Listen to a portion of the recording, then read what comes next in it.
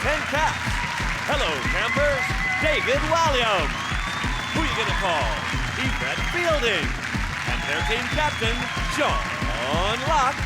And facing them tonight, relocate, it's Phil Spencer. The big mouth from the deep south, Reginald D Hunter. And their team captain, Jason Manford. Now, welcome your host, Jimmy Carr. Hello and welcome to 8 out of 10 Cats, a show about opinion polls, surveys and statistics. Did you know, for example, if you stroke a cat 70 million times, you develop enough static electricity to light a 60-watt bulb? It also explains Susan Boyle's hair. 31% of taxi drivers don't take a break whilst at work. You'd think that would make them cranky and opinionated. And a teaspoon contains 120 drops of water. That's according to research by Professor, probably, from the University of... Yeah, I reckon. Let's get started.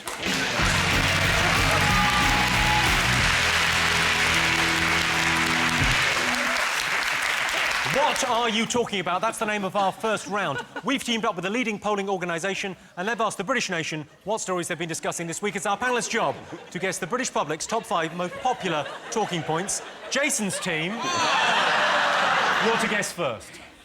What do you think people might have been talking about this week? It's the untimely death of Molly Sugden. Who saw that coming? Who else is that? Jimmy. Is it, Jimmy. He had his chance. Yes, David, what? Have you heard Michael Jackson is dead? Yes. Yes. I heard. People have been talking about it because he's a controversial figure. I mean, if it's wrong to share your bed with 13-year-old boys, then lock me up and throw away the key.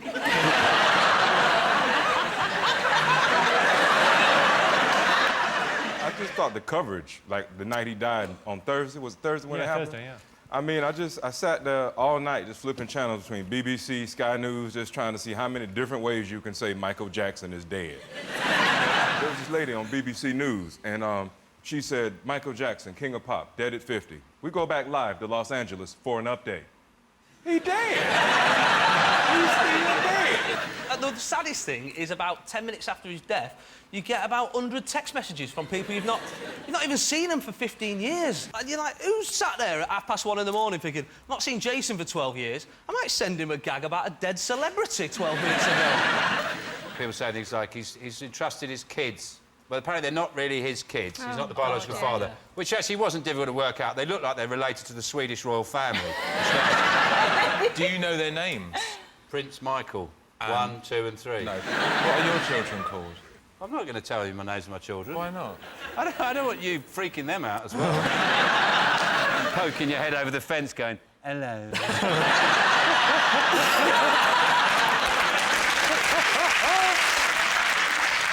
Are you sad about it? For me, it's a little bit like when Diana died. I couldn't give a fuck.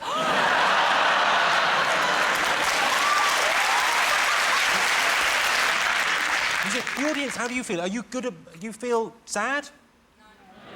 No, it's a weird one. A few of you, yes. Now, I read in the paper, the big story, the real tragedy around Michael Jackson's death was the fact you were looking for a house and you lost out on the deposit. Yeah, there's an element of truth in that, yeah. So did you find him a house? He was actually found 3 houses. And this is perhaps why I'm a little bit of a conspiracy theorist. Oh, yeah. Is he living in one? Because... just a little bit. He was due to sign he was due to choose one of the houses this week. So what was he looking for? Was it a flat? Fairground, isn't it? Has it got an ensuite? Has it got a waltzer? Well, what was he looking for? He needed what was essentially a stately home, but it needed to have all the mod cons of a gym and a cinema and a panic room and that sort of thing. But I think what's quite interesting is they were going to have a state funeral. People were going to go and see his coffin. What they're going to do instead of a state funeral, they're just going to dangle him out of a window for 30 seconds.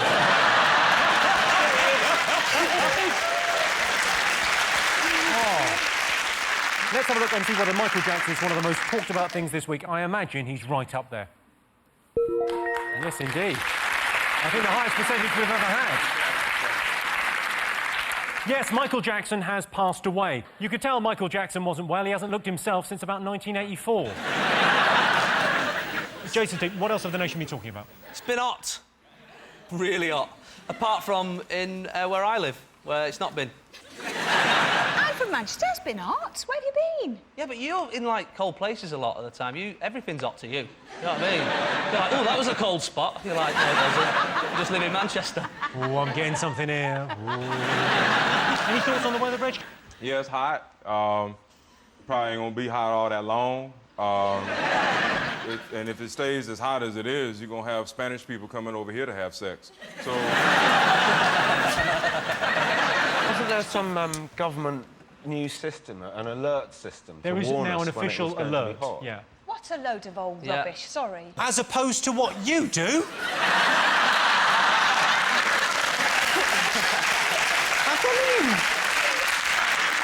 I think the press could be more imaginative with where they cover the hot weather. They always have the same thing. They always have, like, some girls in a bikini near a beach, and then behind them they've got a graphic of a sun with the temperature, saying 32 degrees, whatever. I suppose in about 40 years' time, that little sun will have 48 degrees on it, and on the beach it'll be full of dead people. Just lying there like that. Let's have a look and see whether the hot weather is one of the most talked about things this week. Yes, it's been really hot this week. The pavements in London were hot enough to fry an egg. Yeah, I'll have mine dog shit side up. Sean, what else have the nation been talking about this week? The Queen wants more money. She said that she wants an increase in the civil list because she hasn't got enough money. And they've said no, they're not going to give her any more money. What's the point in having a queen if she got to ask somebody else for money? Surely, if you're the queen, you go and you get the money yourself. Like, look at this treasure chest of gold in the castle. I ain't got to ask nobody for nothing. It's no good asking me. I don't understand it. She's on the money. All she's got to do is take a picture of herself and write £20 on it. It's done. That's money. Or she could get sponsorship. She goes, hello, I'm the Queen, brought to you by Powergen. I'm wearing a crown because I'm worth it. Can I ask, who's met the Queen? Who's actually met the Queen? Me. Well, everybody. You've not met the Queen? When? We went to meet the Queen. I went to Buckingham Palace. I had tea with the Queen. Well, I'll ring her up later and When ask did you her. meet the Queen? I have. You have not met the Queen! Every Tuesday I give her trampolining lessons. She could do. You think sometimes, just to wind Prince Charles up, when he walks in, she pretends to be dead? That's when he walks in, he goes, yes! She goes,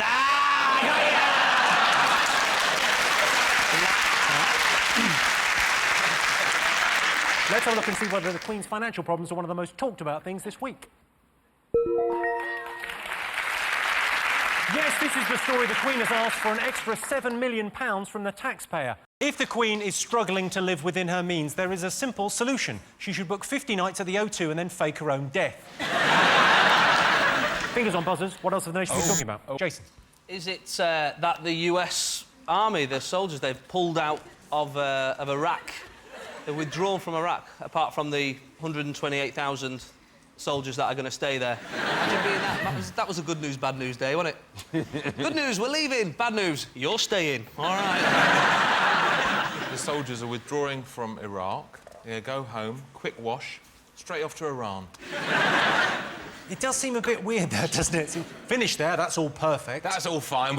We've brought peace and stability to that region. There was an amazing report in the paper. They genuinely put this in the paper without any kind of sense of irony or whatever. They said Baghdad is now safer than Mogadishu. Mission accomplished. Let's have a look and see whether US soldiers leaving Iraq is one of the most talked about things this week. Yes! Yes, this is the story. The US military are pulling out of Baghdad. Fair enough, withdrawing is what you do after you fuck something. Sorry, Reg. Yeah, I like that. OK, fingers on buzzers. One more thing to get. Oh. Wimbledon. Wimbledon, Jimmy. Go on, tell me more about Wimbledon. Wimbledon is a time when people play tennis together. Correct. No, but have you got into the swing of it? Because, you know, when everyone takes up tennis when Wimbledon's on, I bought some Robinsons and I'm thinking of investing in a swing ball. They should do swing ball, shouldn't they, as well? Yeah, it's much harder than real tennis, because the thing comes round very quickly.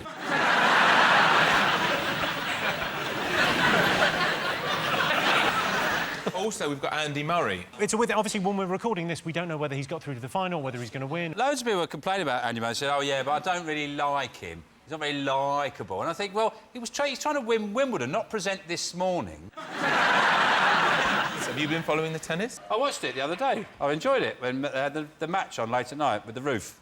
I think there's something wrong with putting a roof on Wimbledon. It's you're tampering with the very fabric and a sort of national institution that it rains at Wimbledon. It's like putting doors on Stonehenge or something like that. It's wrong. I'd like it if, as the roof closed, the ground opened up.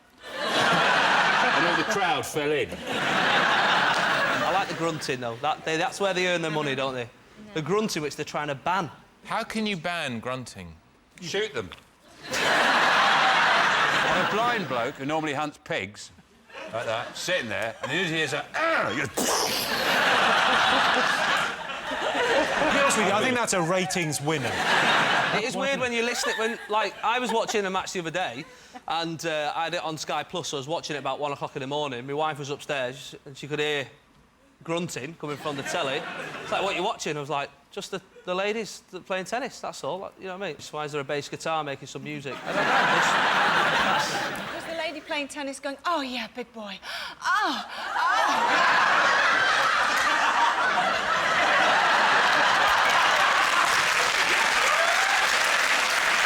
Let's have a look and see whether Wimbledon's one of the most talked about things this week. Yes, it's Wimbledon. Andy Murray isn't ever going to win Wimbledon. It's the British way. We hear some good news, we get our hopes up, and then we get disappointed. It's like when we heard Margaret Thatcher was in hospital.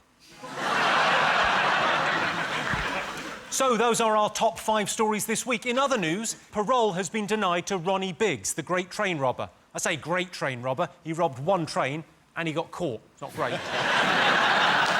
And Wayne and Colleen Rooney have chosen a name for their baby. They're going to call it Wayne. Wayne chose the name. It was either that or cup or ball. So at the end of that round, Sean, David and Yvette have 3 points. Jason, Phil and Reg have 2 points. Welcome back. Our next round is called Pick of the Polls. OK, Jason, your turn first. As we've got you, the expert, I reckon we've got this covered then, this for sale sign. This week, estate agents are saying the property market is on the up. So we polled our studio audience and asked them, do you believe the estate agents? I'd say that the market is on the up. Maybe for once, the estate agents are telling the truth. It's like the boy who cried wolf, Phil. Have been such lying bastards for so long. Do you trust them yourself? Because, I mean, you're working with them, trying to get a good deal for the people buying the house. Yeah. Do you trust them? I always have to remember that they are working for the other side and they're doing their job. They're trying to sell a house for the most amount of money possible. They don't really care who they sell it to or whether it's the right house for that person. And we moved house last year, so we walked around this house.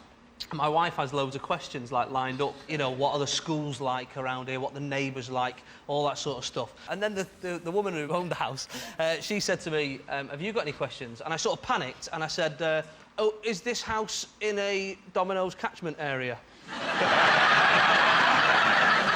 Can our kids get into the best Domino's? That's what I need to know. Are you married, Phil? Yes, I am. Do you remember in Heat magazine when you did an interview and the question was, have you ever been chatted up by another celeb? Yes. And do you know what your answer was? Yes, very well. What was it? You.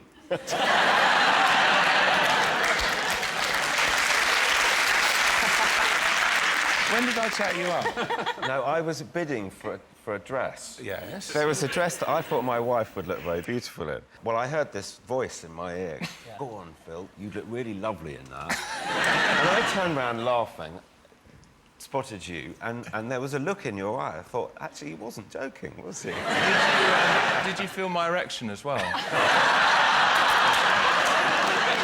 Sean's embarrassed. Well, you can confuse embarrassment with boredom. It's a very similar thing.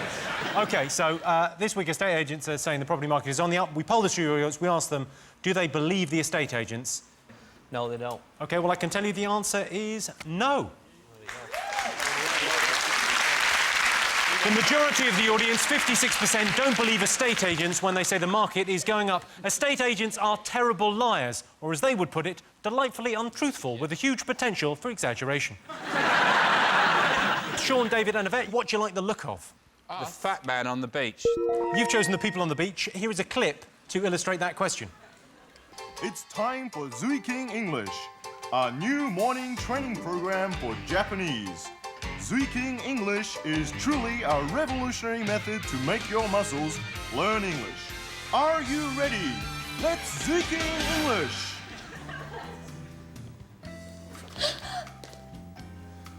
Hand me your bag. Don't move! If you do, I'll kill you.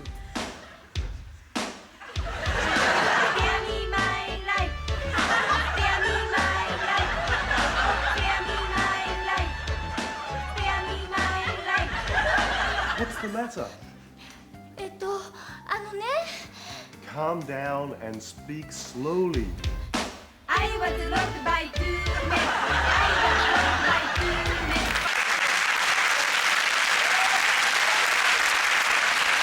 Where are they going on their holidays? Croydon? Here's the question. Most Brits think there's no point trying to speak a foreign language while on holiday. Is that true or false? I agree. I think the majority of our population will probably agree with that. So have you ever learned a language to go away anywhere? I've tried to say a few little words. So you know the French and the Spanish for is anybody there? So what do you think? Do you think most British people think there's no point in trying to speak a foreign language while on holiday? Well, it'd be very stupid if you go to the Isle of Wight. Nobody would understand you, would they? If you were going around the Isle of Wight, you go, "Où est le banque?" They go, "Don't you on about, mate?" Reg, have you ever learned any other languages? Sometimes I've made up words in another language. There's a French word I made up, j'en t'ai flou. What does j'en t'ai flou mean? It means whatever. So, like, if someone says, you're in a restaurant and a French person says, do you want red or white wine? You go, j'en t'ai flou. When I say it to French people, you know, it catches them off guard. You know, they feel like it's a French word they don't know. And they feel embarrassed because I'm not French, yet I know it. And I say, well, maybe you ain't really French then, man. We're good at pointing stuff. That's what we do very well. Croissant. Croissant. With some gravy on it.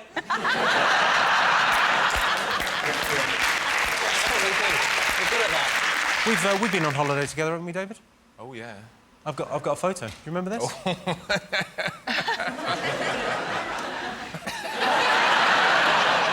I wanted to find the ugliest lady boy. And there he is on the right.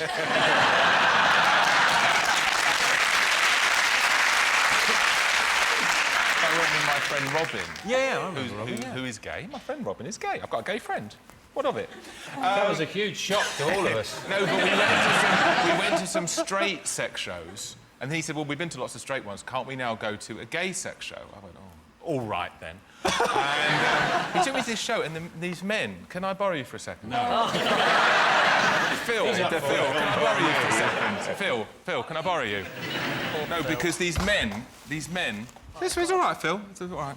These men got on the stage and they started... Phil, just bend over a little bit. They started.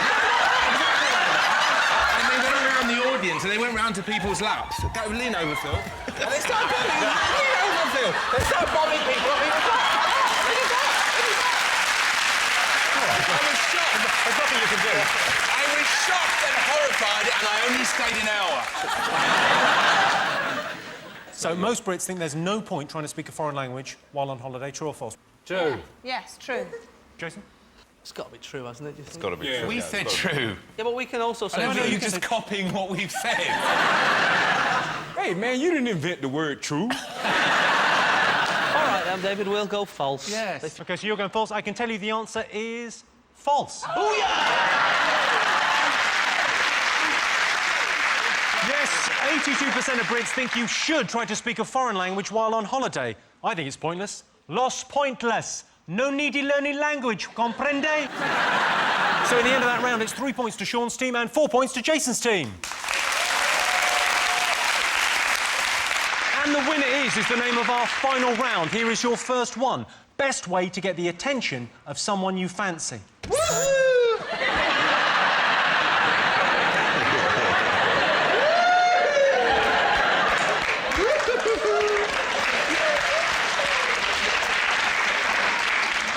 Is that the answer? Is that it? No. No, OK. I think the best way is to break into their car and strap yourself into one of the kids' seats.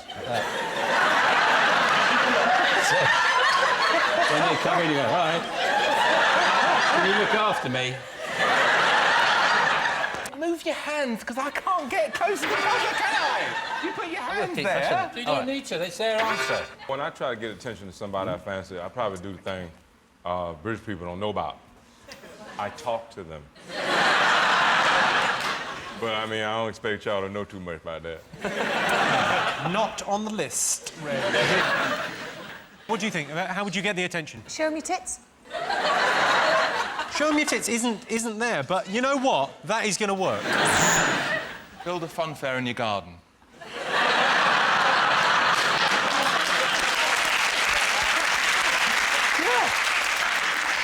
Is it become a guest panellist on a quiz show and then pretend to have anal sex with... When I chatted up my wife, I just exaggerated a bit, like I told her I had a Passat. I didn't. I didn't even have one. What were you driving at the time? Citroen. It was a bit embarrassing on the way home. I was like, can't find my Passat, let's just take the Citroen. Is it shoot a pigeon? Flying near them, and they just chat to them, just go... You're very close with that, Sean. A buzzard. It involves telling them something. Tell them they've got nice eyes. Nice arse. I'm going to give you that. The answer is compliment them. Yes, the best way to get the attention of someone you fancy is to compliment them. As in, cool, you're a fast runner. You nearly got away.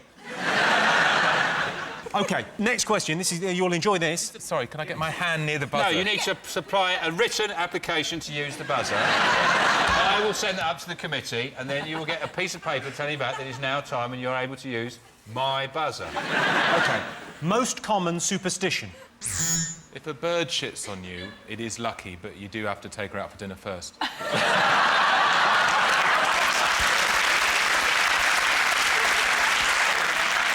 Can't leave your shoes either. Shoes, you don't put new shoes on. In the sea. Don't put your shoes in the sea. That's very unlucky. On a tabletop. Or the sea. OK. Yeah. Put your hands in a fire. OK. What about the magpies thing? And I never know whether it's one is... Well, it's you've one got for... to say two. Well, there's that one. One for sorrow, two for joy, three for... all that. I always say... I've got a new one. It's one magpie. Oh, look, it's a magpie. Two magpies. Oh, it's a couple of magpies. Three magpies. Oh, it's a lot of magpies. Four magpies. Have I left some bread out?